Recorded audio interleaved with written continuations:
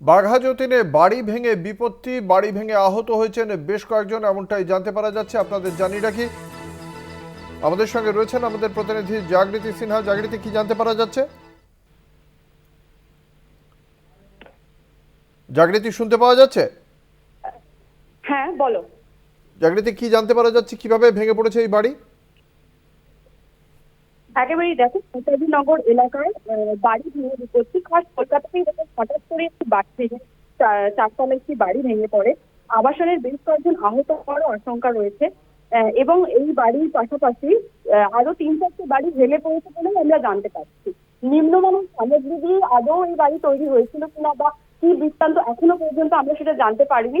তবে এই মুহূর্তে বেশ কয়েকজন আহত বলেই আমরা জানতে পারছি। খাস কলকাতা এরকম একটি বাড়ি, ফ্ল্যাট বাড়ি ভেঙে পড়ায় সব মানে আশপাশের বাসিন্দাদের মধ্যেও একটা আশঙ্কা সৃষ্টি হয়েছে যে প্রত্যেকে খুবই উদ্বিগ্ন, এরকম হঠাৎ করে একটা চারতলা বাড়ি ভেঙে পড়েছে।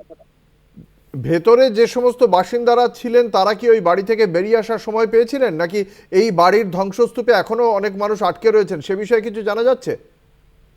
প্রত্যেকে বেরিয়ে আসতে পেরেছিল বলে এখনো আমরা জানতে পারছি না। বাড়ির ভিতরে এখনো আটকে থাকার আশঙ্কা রয়েছে বলে আমরা প্রতিবেশীদের তরফ থেকে জানতে পারছি।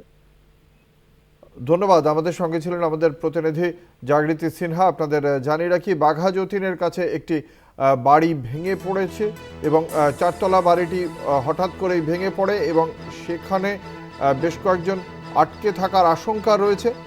এখনও পর্যন্ত জানতে পারা যাচ্ছে 99 নম্বর ওয়ার্ডের বিদ্যাসাগর কলোনিতে এই বাড়ি ভেঙে পড়ে। চারতলা বহুতল হঠাৎ করেই ভেঙে পড়েছে।